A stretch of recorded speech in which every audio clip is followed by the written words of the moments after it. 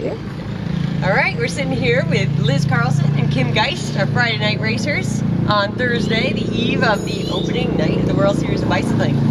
So, who are you guys riding for this year? Liz? I'm riding for Black Dog Pro Cycling. And I'm riding for Team Alliance Environmental. All right. And what kind of bikes are you riding? Our team is on Harley bicycles this year. And I'll be riding the Cervelo P3. All right. Now you guys can hear the motorcycles in the background. You guys doing some training this morning as well?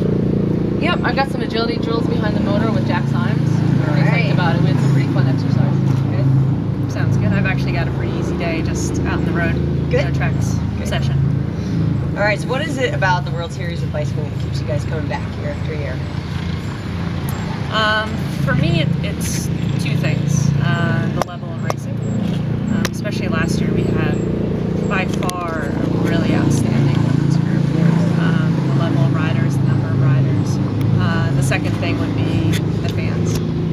It's the only place in the country you can come out and have a crowd who's behind you and is really excited about track racing. That's great.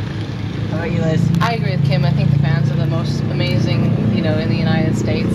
And honestly, the way the facility is run, there's no better place to be based for the road riding and for the schedule and for the quality of athletes that are here, that are drawn to the track to race in the summer. So now we've got the World Series of Bicycling starting this Friday, but you guys have been busy all year round. So where have you been traveling and what have you been doing? I've been training with Jamie Staff out in LA. They've started basing the US Sprint program out of the Los Angeles Velodrome at the ADT Center. So I've been out there training with him since Thanksgiving of last year, and got to head out to 2 World Cups. Got to the Beijing World Cup and to Manchester World Cup, and we had we put in a good year. Like Liz, I've been based out in LA most of the winter. Sort of made different trips back and forth, but where Liz is on the sprint side, I'm on the endurance side. So I was training for the women's team pursuit with the national team. Fantastic. And traveling wise, got to do 3 of the 4 World Cups. So Manchester, Cali, Colombia, and then Melbourne, Australia. Fantastic. And now you're back at home. Yes. And where are you guys from originally? I'm from Smethport, Pennsylvania. All right. And I'm from New Mays, Pennsylvania. Fantastic. Now you both have a ridiculous resume of accomplishments, but what in your mind is your most significant achievement in cycling? For me, again, probably 2 things. One, actually on the bike, would be my 2 junior world championship medals.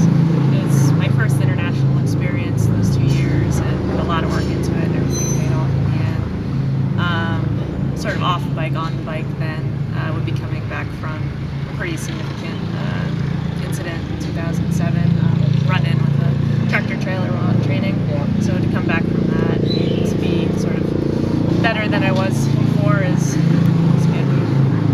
Pretty amazing. I'd have to say making the U.S. team at the age of 38, honestly. It's ridiculous. I started in the sport late. I really only found it because I worked for Rodale Press, and so I've been very fortunate to have been introduced to the track coming as an employee, and